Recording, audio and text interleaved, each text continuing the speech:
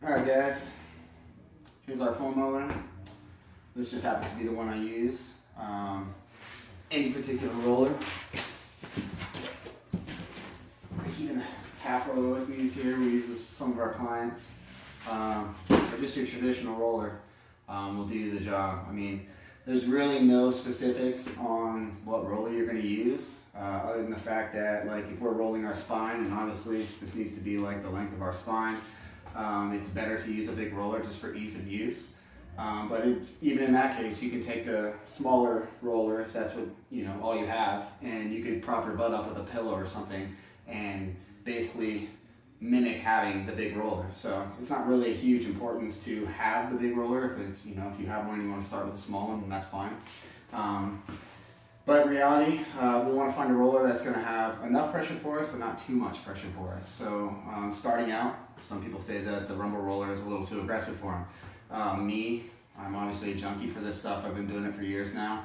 And I need an intense amount of pressure in order to get release on my muscles.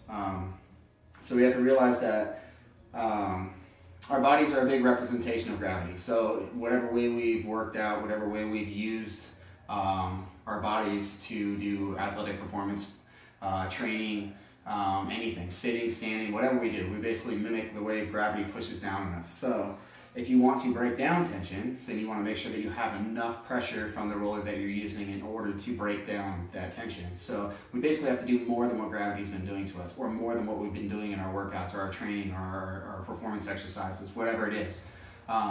So taking all that into account, you want to make sure that you have a roller that, one, fits you as far as like what you can handle. Two, you want to make sure that you eventually have an assortment of different tools. I use a ball, I use the big roller, I have a smaller roller which I will do a bunch of videos with you guys that I'm working with now. It's called the Peanut.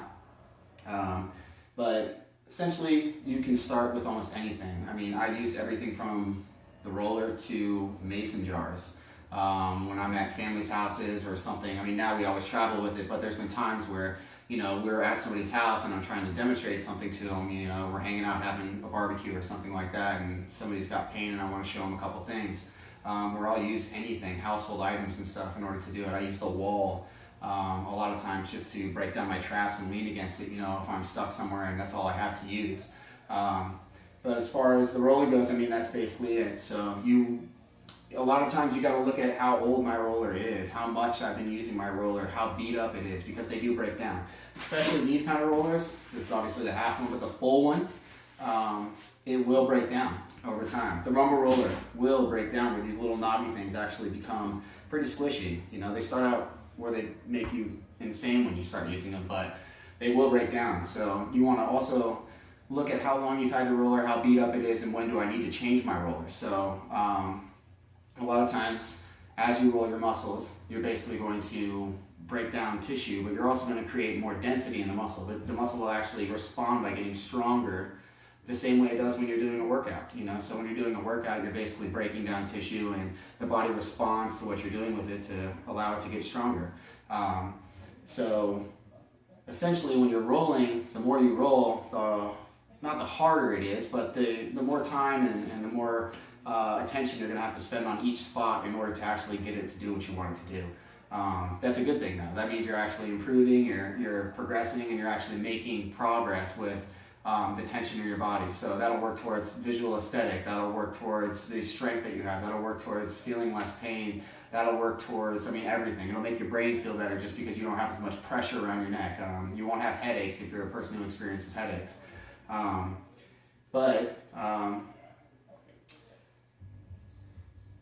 You kind of want to take any roller that you use and use it long enough to where you get familiar with these things that I'm talking about, because obviously you're not going to be right off the bat like I am, or my wife, or anything like that. You're going to take time in order to learn these things, and that's what we're here for. We're going to teach you these things over time. So you'll get your roller and start getting familiar with it. Start realizing, like, did I spend 3 minutes on this last time and then have to do it a few times, and then the next time, it just progressively got harder and harder to get that same release that I was looking for. And if that happens, then maybe time to upgrade to a new roller. Either a new brand new version of the one you have, or to maybe think about, you know, asking us if there's a different option out there that'll basically get you a new type of relief that you're looking for or take you to the next level.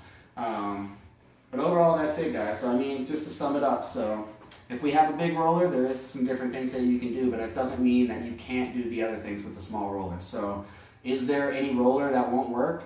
I would lean towards saying no. Will it do what you want it to do as fast as you want it to do and as effectively? Maybe not. But overall, I mean, that's really all it is. You know, don't get something that's killing you. Don't get something that's like a foo-foo massage, because in reality, yes, some of this does suck and it's painful and it's tough to endure for a lot of people initially, but that's a telltale sign of what's going on in your body. So when you think of it that way, then you need to realize that some pain, as long as you know what you're doing, and that's what I'm teaching you here, is good pain. So good pain, if done right, will get you relief. And you have to go through some pain with this, you know, but doing it, you'll notice that time and time again, it'll get easier and easier and easier. And there's always going to be some spots, if you're somebody like me who trains hard, that are going to be tough. You know, the quads always, they really are never fun to roll. You know, getting into your psoas and your gut and everything like that to make your waist smaller, like I always show you the before and afters on Instagram. Those are tough. There's certain areas that, you know, like it's not really fun to push on. So, you know, if you have any questions on this, just ask me. I'd be glad to advise you on what's the right roller. I can tell you a lot about where you've been, where you are now, and where you're trying to go. And based on those questions, I can figure out kind of like where you need to be and what roller would probably be the best for you. I normally get the full version of this for most people to start. And I like to have both of those, honestly, because I can use this roller to warm up what I'm going to do with this roller. And you'll notice if you use something a little less aggressive in the beginning, that it makes it a lot easier to jump on something like this, but this might have a different type of stimulation that actually gets you the relief you need and releases muscles that this maybe won't, simply because this one doesn't have, you know, any protruding spots or, you know, whatever the case may be. Rumble rollers, probably my favorite. I'll show you the P-Knot on another video when I do a tutorial on that. But your simple black density roller would be a great way to start. And if you can get the Rumble roller, there's a soft version of it. But I would honestly say just start with the black roller, and then just move up to where you add in the black Rumble roller. Go for the extra firm, just because with the blue, you know, soft density Rumble roller, I just find that people end up wishing they had got this roller.